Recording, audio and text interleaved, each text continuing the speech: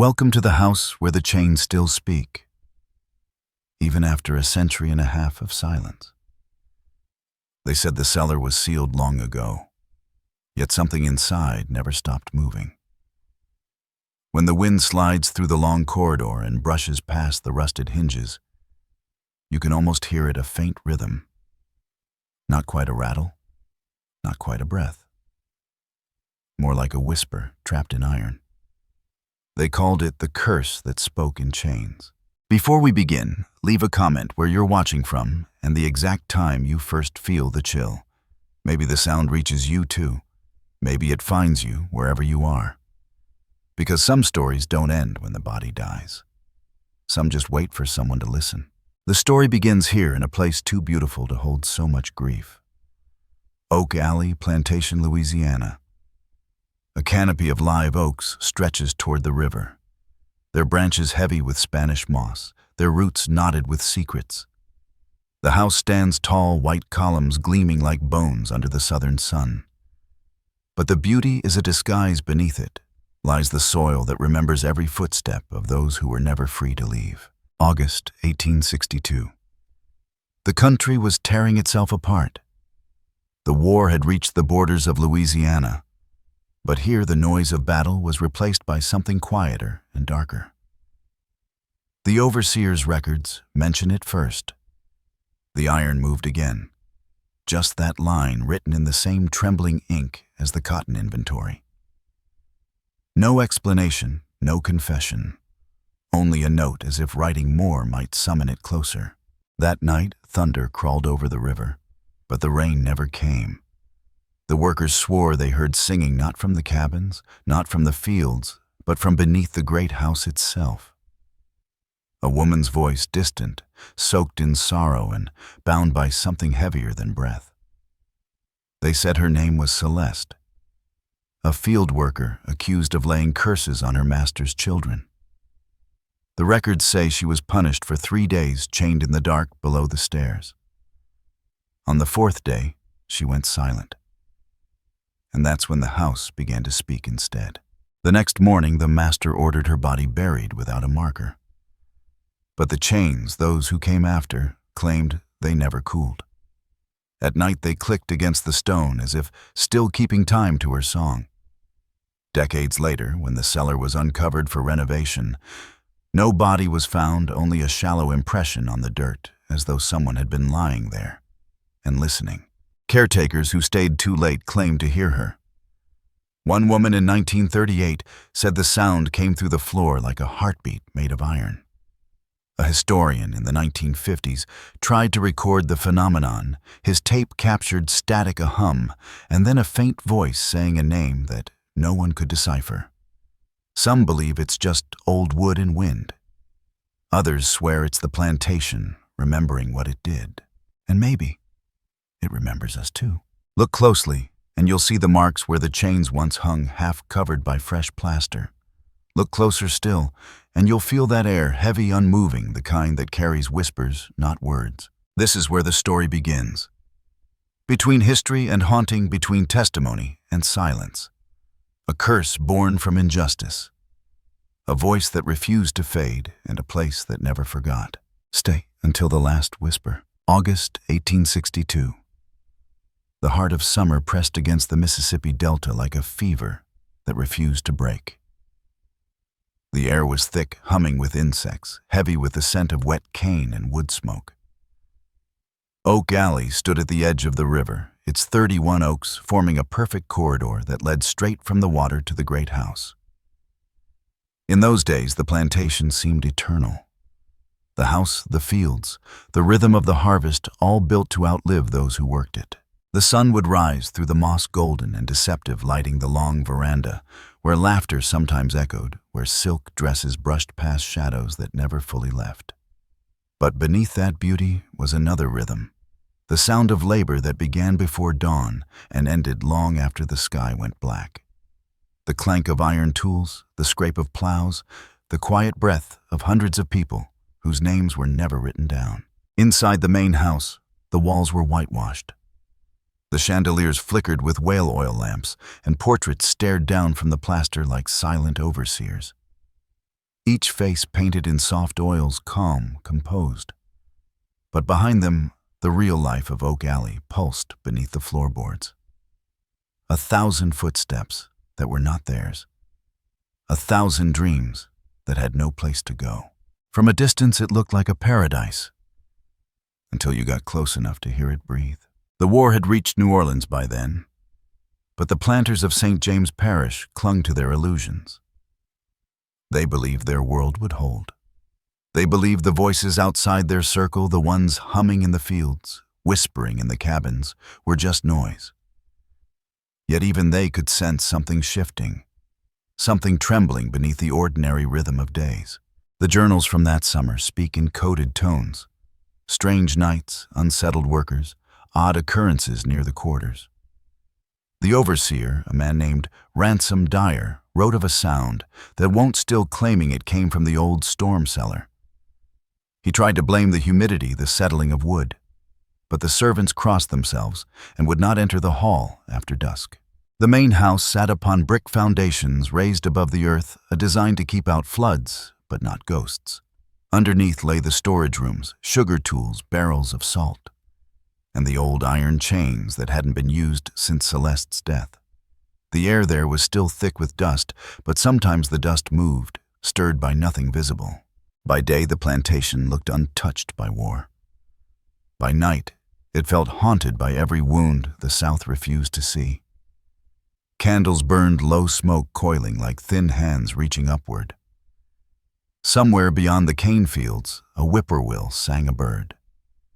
The elders said only called when spirits were near. The enslaved quarters lined the edge of the property. Small cabins of cypress and mud, their roofs sagging beneath the rain. Inside, families gathered in whispers. They sang quietly hymns mixed with Creole prayers, songs older than the master's names. One line passed through generations, even iron must sleep someday. They said Celeste had sung it once before the night she disappeared. No one spoke her name after that. Not openly. But the memory lived like a pulse in the songs, in the rhythm of the work, in the sudden quiet that fell when the wind changed direction. In the town nearby, people whispered that Oak Alley was cursed. The master, Charles Roman, dismissed it with a laugh. He was a man of numbers and ledgers, not superstition. Yet even he began to sleep with a Bible under his pillow after the second month of disturbances. His wife refused to enter the south corridor. The children cried when the lamps went out. Still, the world outside pressed on. Confederate recruiters came collecting sons and cousins. The sound of drums echoed faintly from the road. Newspapers reached the plantation with yellowed headlines, "Union forces advance on Baton Rouge." But here in this pocket of stillness, time seemed reluctant to move. And through it all, the chain kept speaking. Not always loud, not always near. Sometimes it was just a hum that drifted through the floor like a tuning fork beneath the skin of the house. The atmosphere of Oak Alley changed that summer. Workers grew sick, tools went missing. A fire broke out in one of the sheds but left no trace of ash. Some said the curse was growing restless. Others said it was justice that Celeste's soul was walking the halls searching for something unfinished. The folklore began to take shape quietly. In the evenings, old women gathered near the cabins, telling the story to the children in hushed voices. Don't go near the cellar. Don't listen when the iron sings. They said, if you heard the rhythm 3 times, you wouldn't wake the next morning. And yet curiosity always wins. A young boy named Isaac, no more than 12, claimed he sneaked under the house to find the source. He came back pale, trembling, his hands cold, even in the heat. When asked what he saw, he only said, "It's not a sound, it's a person." By autumn, the plantation's wealth began to fade. The Union blockade choked the sugar trade. Slaves were sold to cover debts. And the great house that once stood as a symbol of Southern pride became a tomb of silence, the kind of silence that hums with memory. Even the animals grew strange. Horses refused to pass the western gate. Dogs barked at corners where no one stood. Lanterns burned out without wind. And through it all, the iron whispered, It was as if the war outside and the curse within were breathing the same air, two storms circling each other, unseen but certain to collide. When the night deepened and the river rose, the reflection of the moon bent across the water like a scar. That's when the locals said she walked celeste, her chains dragging through the grass, her song melting into the sound of the cicadas. History records nothing of her voice, but the folklore does. It calls her La Femme de Fer, the woman of iron. And every soul who ever entered that house after sundown swore the same thing: they could feel her there, waiting, listening, watching the living forget. Oak Alley was no longer just a plantation.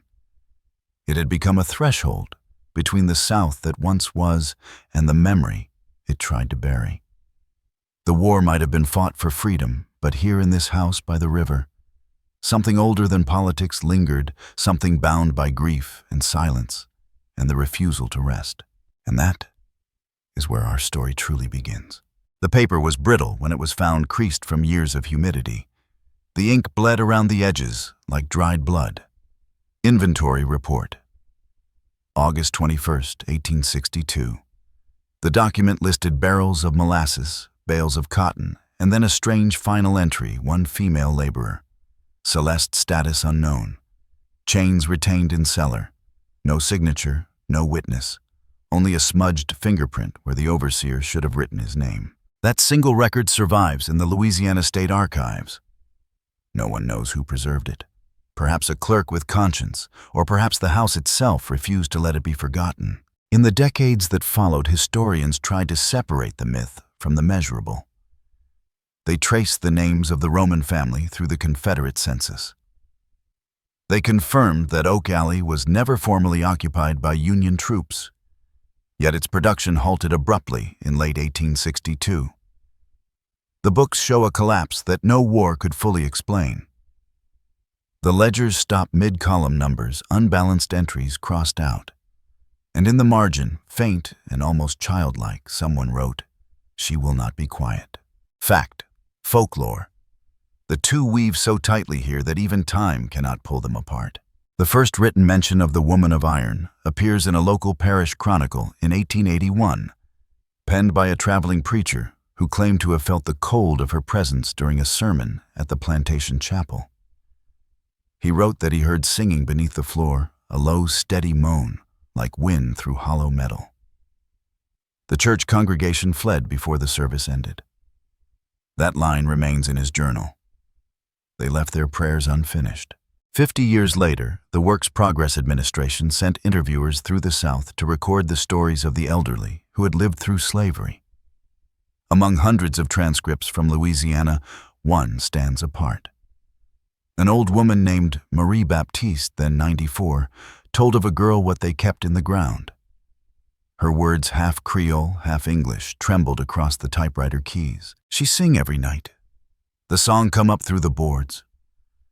They say she cursed the house, but I think maybe she just wants somebody to listen." The interviewer marked the passage as unverified, but in the margin, he added a note of his own. Interview halted, strange metallic echo on recording. Recheck equipment. There is no record of that tape. What remains are fragments, letters from neighboring plantations mentioning the unrest at Oak Alley. A newspaper clipping about peculiar disturbances, a ledger that replaced names with dashes. Each artifact adds a thread to a tapestry no one can fully see. But the folklore gives it shape. In the oral stories passed down through the sugar parishes, Celeste became something more than human. To some, she was a spirit chained by vengeance. To others, a guardian of the enslaved, her voice warning them when cruelty was near. The women said she could twist metal with her voice, that the iron bent to her grief. They told children not to sing her song unless they wished to join her.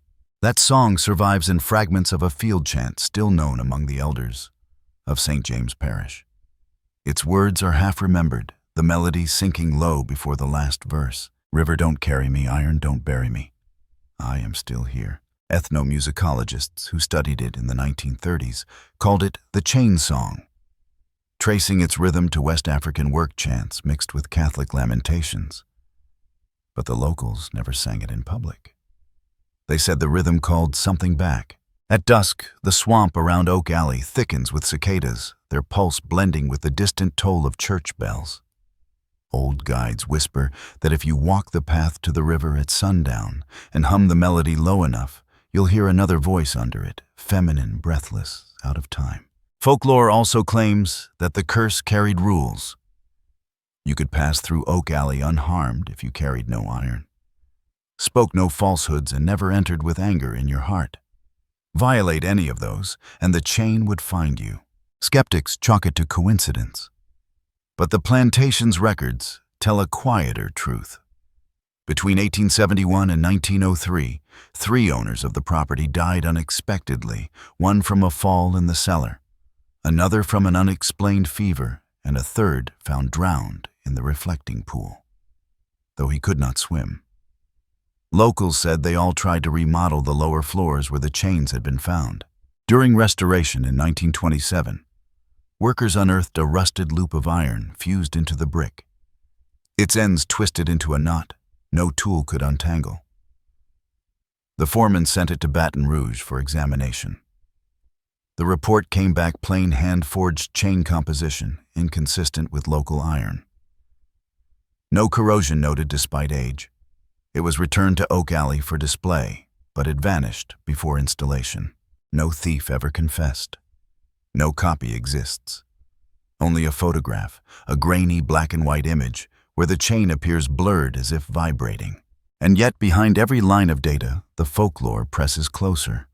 One cannot read those reports without hearing the hum between the words, the sense that the documents themselves are haunted.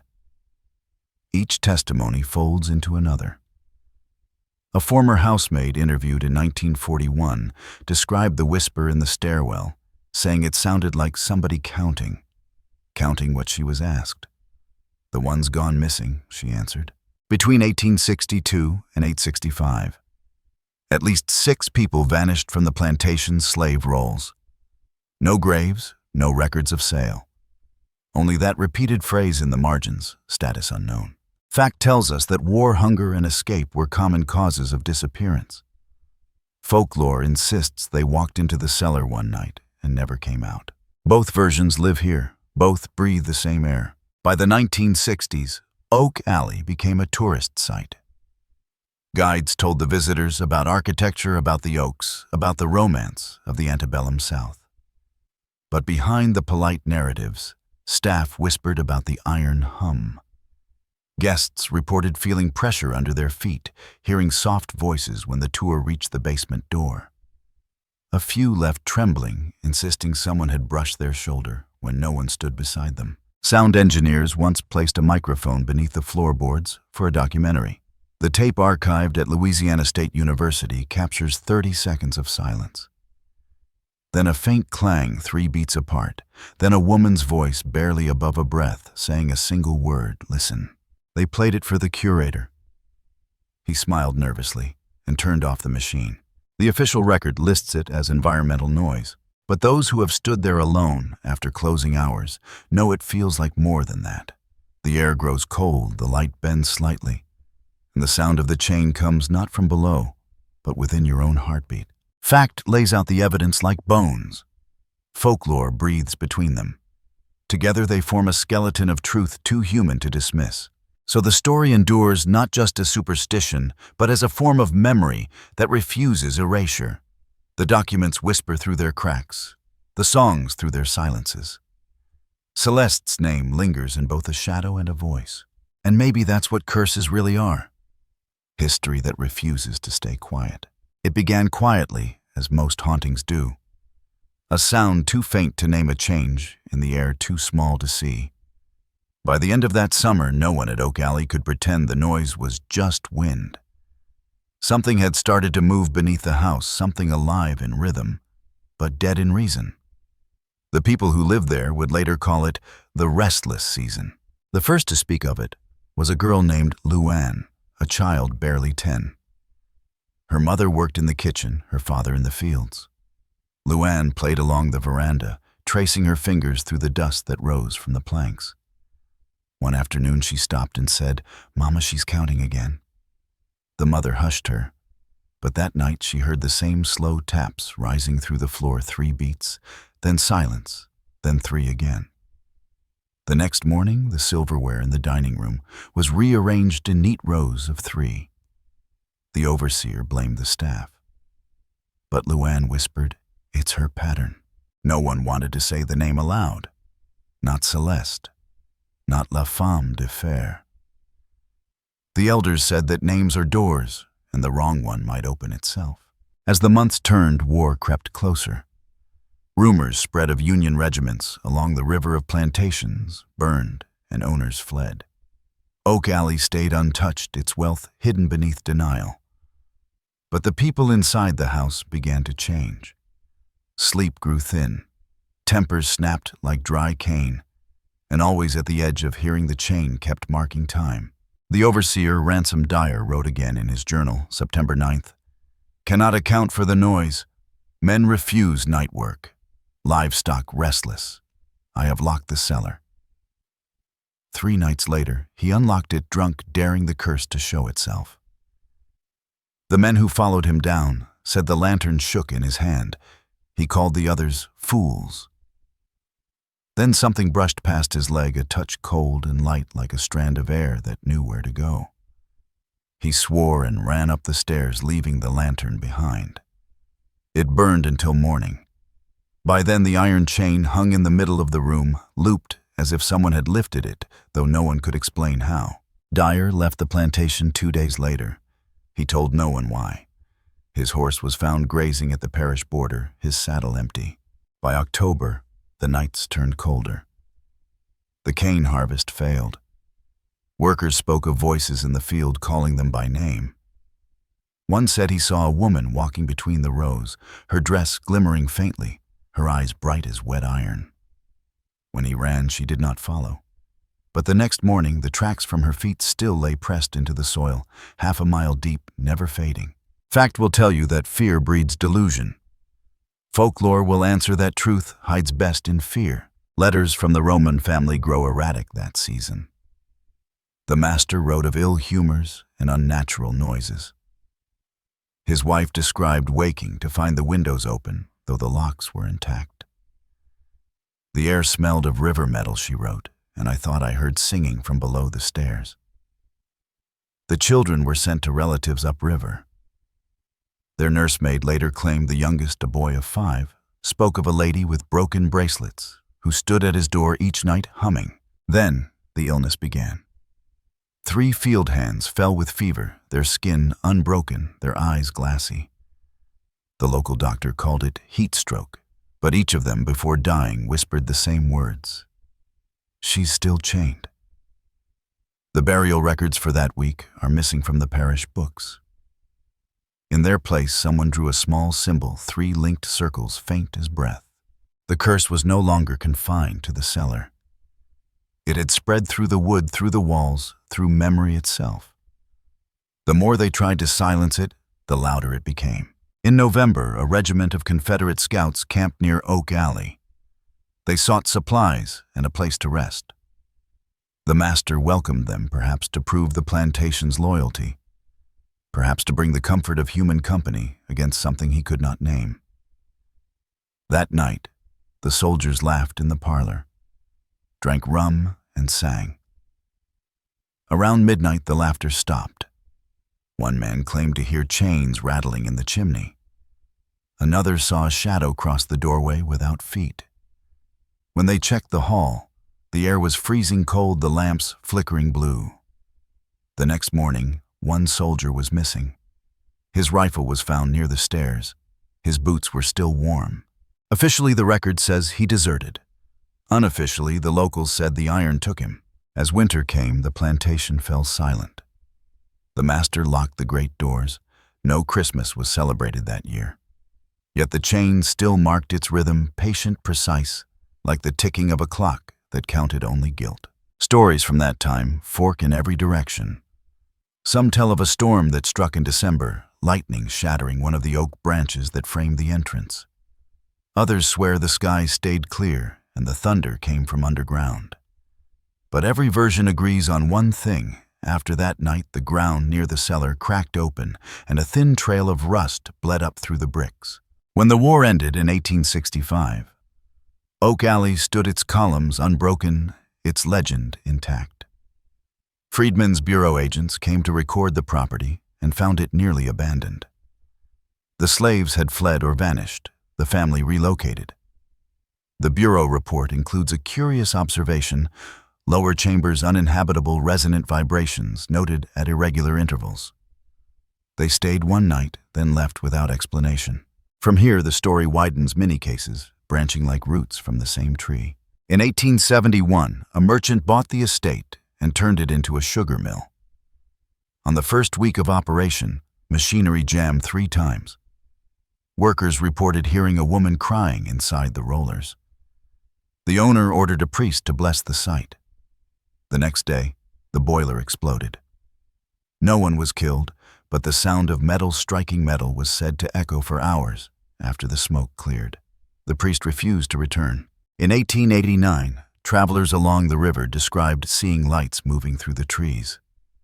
Small amber orbs drifting in pairs like eyes. They said the plantation looked awake. A reporter from New Orleans came to investigate and published a story titled "The House That Breathes." He stayed overnight. His notes end abruptly mid-sentence, and then the chains began to sing. The rest of the page is blackened as if burned. Each decade added another story, another disappearance, another whisper. The folklore evolved. Celeste was no longer just a victim, but a voice of reckoning, punishing anyone who profited from the soil she once bled into. Some said she demanded names. Others said she sought her own loss to the ledgers. Her curse, they believed, was not revenge, but remembrance, the price of silence. And still the world outside Oak Alley kept turning. The South rebuilt itself on memories both proud and poisoned. Tourists came to marvel at the avenue of trees, to photograph the beauty of decay, to imagine a gentler past. Few looked beneath the boards, fewer listened. But those who did often left pale quiet, unwilling to speak of what they'd heard. There's an old recording from 1924 made by a folklorist named Thomas Gilroy. He placed a phonograph in the cellar overnight. The wax cylinder survives warped but playable. For nearly a minute, it's silent, then a faint clinking rhythmic steady. Gilroy's voice enters whispering, "Testing." The chain replies with 3 sharp strikes perfectly timed. He gasps, the recording cuts. Gilroy never returned to Oak Alley. His journal ends with one sentence: "Some histories listen back." By the 1930s, Oak Alley had become a place of pilgrimage for the curious. Psychics, priests, soldiers, and skeptics, all trying to capture proof. None stayed long. The pattern repeated: 3 knocks, a hum, a name.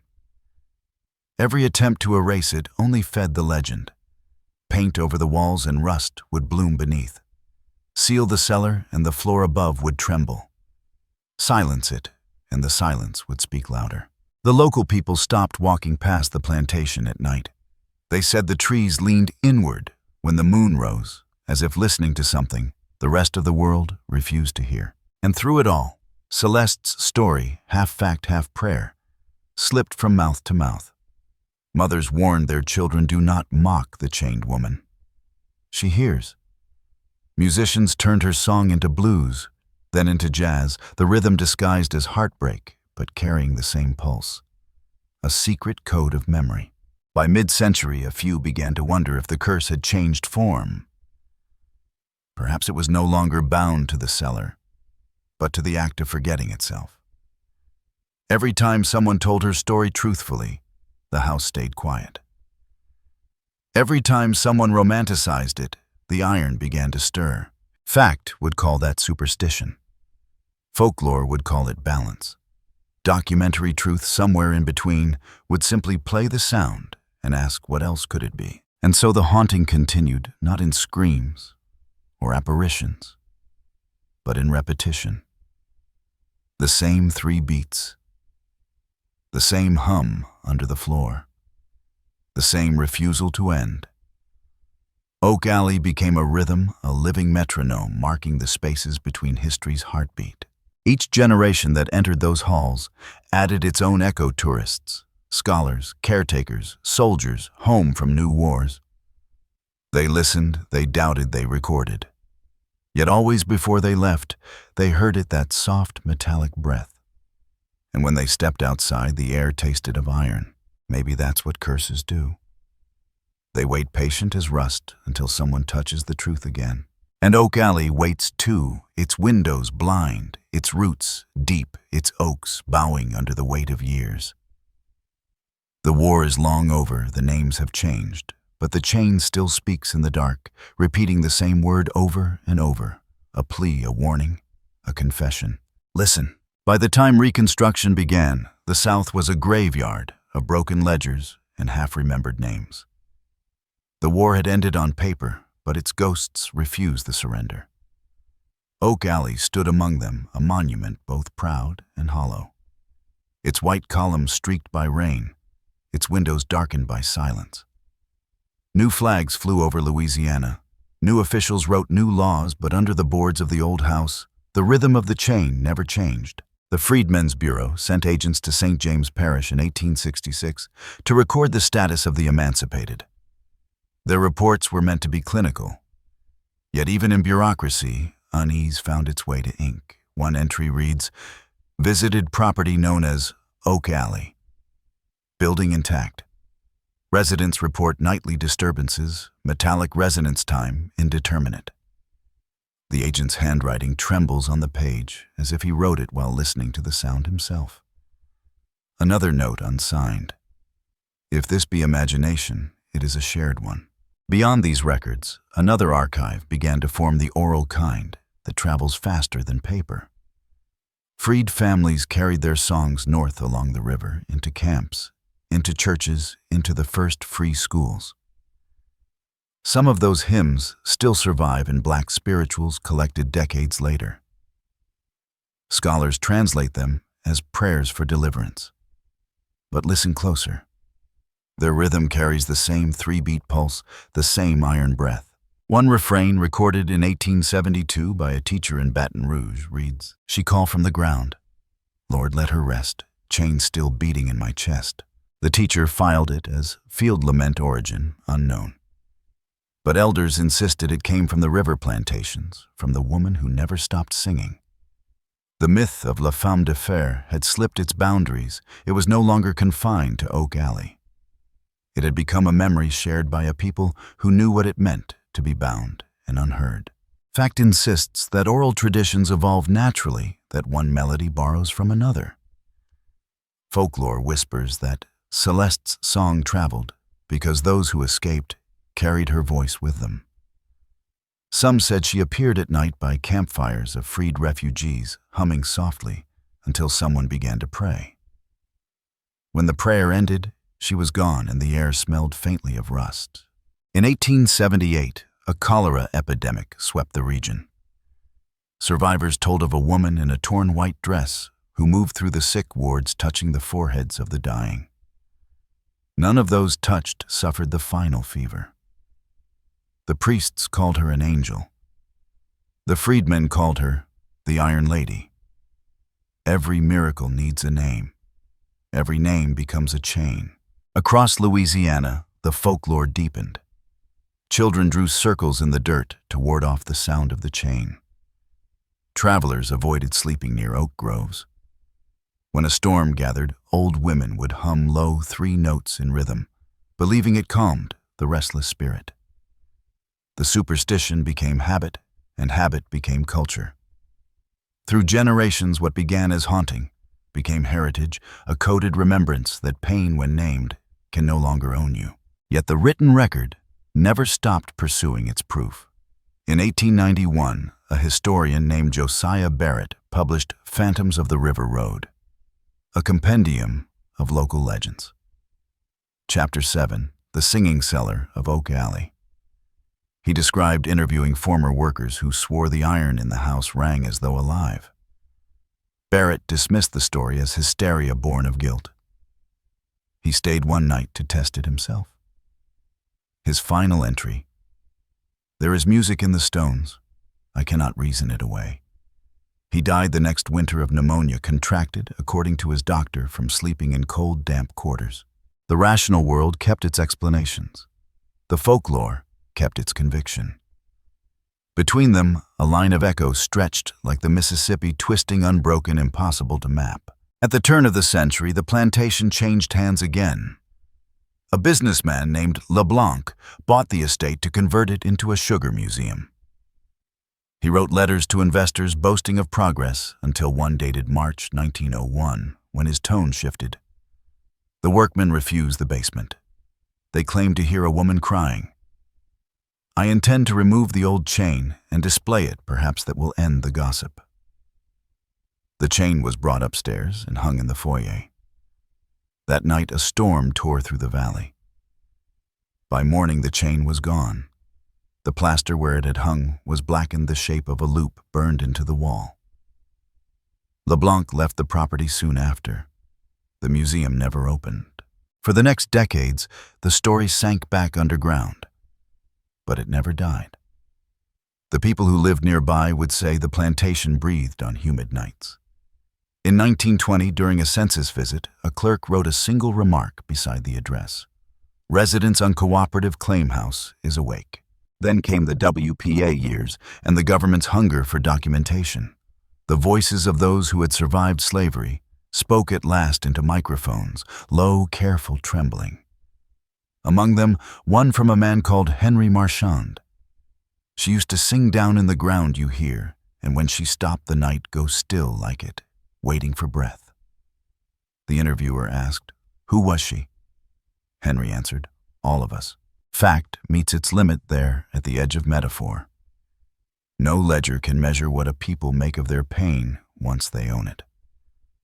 The legend of Celeste became the story of endurance, of a voice that could not be bought, could not be buried, could not be forgotten. Churches began using the chain song during funerals. The meaning changed, no longer a curse, but a vow. Even skeptics began to sense that the haunting of Oak Alley had shifted tone. In 1943, during a thunderstorm blackout, a caretaker named Ruth Benoit recorded her thoughts in a notebook. The house hums again, not angry this time, lonely. The next morning she found the Bible on her bedside table, open to Isaiah, "Break every yoke, let the oppressed go free." She swore she hadn't left it that way. When folklorists visited in the 1950s, they found the oaks whispering even without wind. Sound analysis revealed low frequencies vibrating through the soil, untraceable to machinery or river flow. Scientists called it resonant echo. Locals called it Celeste. They said she was learning to speak through the earth itself. By the late 20th century, Oak Alley was restored as a historic landmark. Tourists walked the same veranda where the chain once dragged, marveling at beauty born of violence. Guides told the official history, the architecture, the sugar trade, the elegance of the antebellum dream. But when night tours began, the folklore returned like tidewater. Visitors felt a hum beneath their feet. Cameras failed. Some reported a woman's silhouette at the top of the stairs. Her head bowed as if listening. The management dismissed it as coincidence, static humidity. Yet in the office among the paperwork sits a tape labeled Basement Recording 1974. When played, it yields 30 seconds of silence, then a faint breath and a whisper. Not finished. Fact can only catalog the residue, the reports, the photographs, the voices on tape. Folklore fills the silence between them, reminding us that memory is not linear, that pain echoes in circles until someone answers. Celeste's story by now is less about a single woman and more about the pattern she left, the refusal of history to stay polite, the insistence of truth to find its own voice. Scholars argue whether curses exist. But in the American South, some wounds are their own language. The chain at Oak Alley speaks that language, still not as punishment, but as witness. Each clang a syllable, each vibration a plea. Do not turn this into decoration. Do not forget why the iron was hot. In the end, folklore and fact have become indistinguishable. The documents hum, The songs testify the house listens. And somewhere between rust and prayer, between science and superstition, the woman of iron keeps her vigil. She does not haunt for vengeance now. She waits for remembrance. And when the night grows too quiet, and the tourists have gone, and the last light flickers through the moss, the house exhales one more sound, a low metallic heartbeat, reminding the living that silence is never empty. The recorders call it interference. The believers call it mercy. Either way, the chain still speaks. The record stops abruptly, just a smear of graphite across the paper, the ink bleeding into silence. Not finished. That was the last note left by the historian assigned to document Oak Alley's restoration in 1974. He was never found. His car remained in the gravel lot, keys still in the ignition doors, locked from the inside. The only sound on the security tape, 3 faint metallic knocks evenly spaced, echoing through the static. By then, the house had already become something else.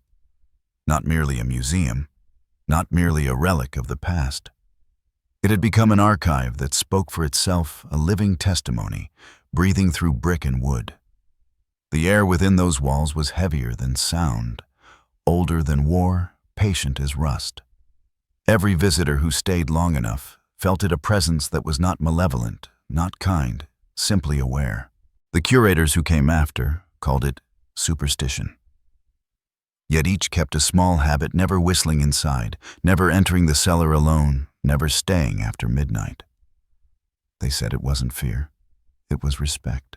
Then, in the spring of 1982, Oak Alley reopened after renovation. New wiring, new plaster, polished chandeliers, guided tours. The grand unveiling drew crowds from across the state. Television crews filmed the columns at sunset, the avenue of oaks glowing like amber fire. No one mentioned the cellar. But that night, after the last guest had left, the night guard radioed the office, his voice trembling. "I heard someone singing down there," he said. I thought it was a radio. But it's just one voice. The tape of that transmission survives.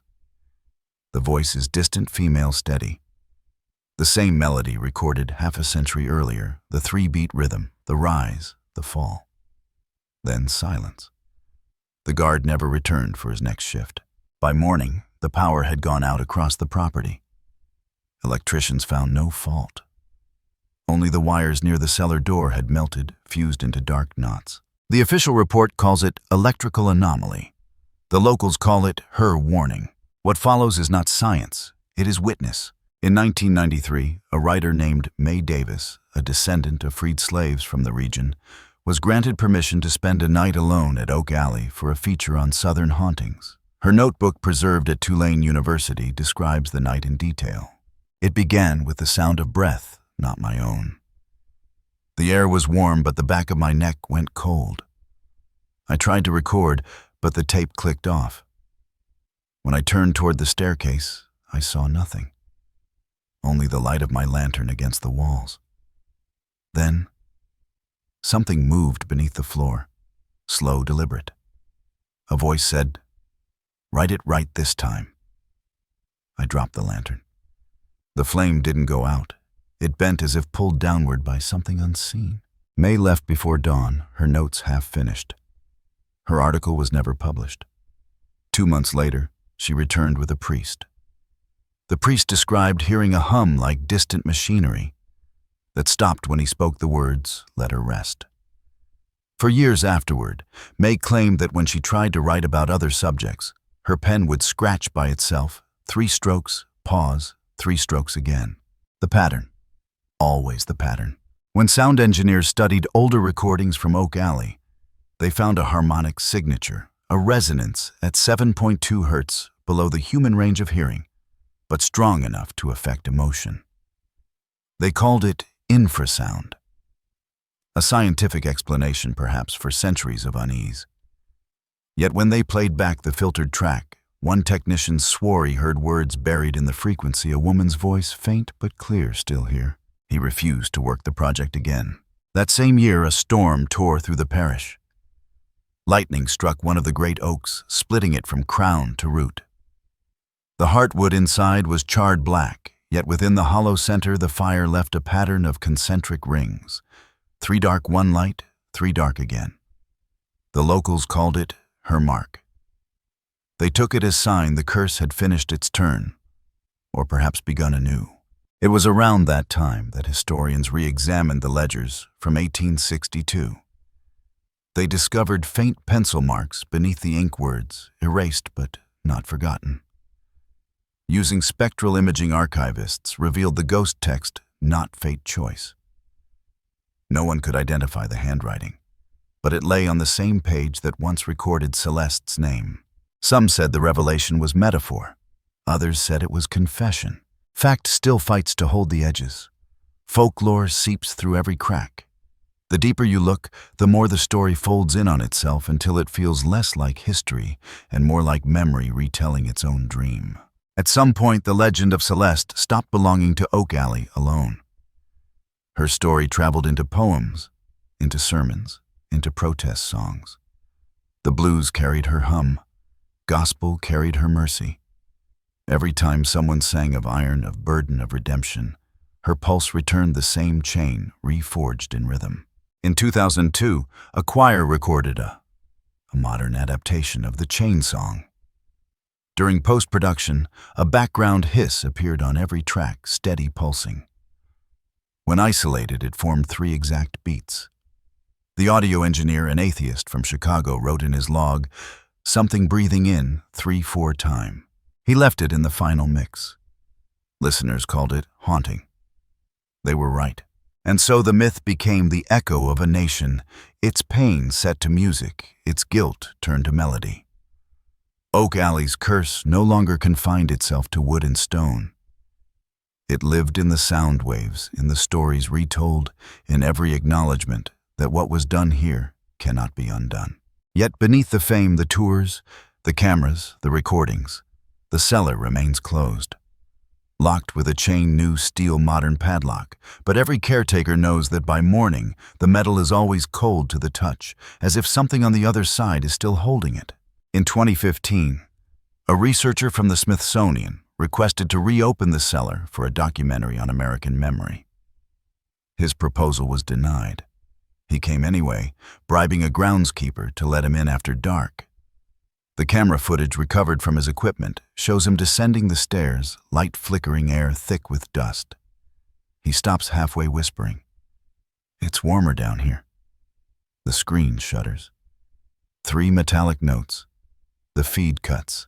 The man was found the next morning at the river's edge, unconscious.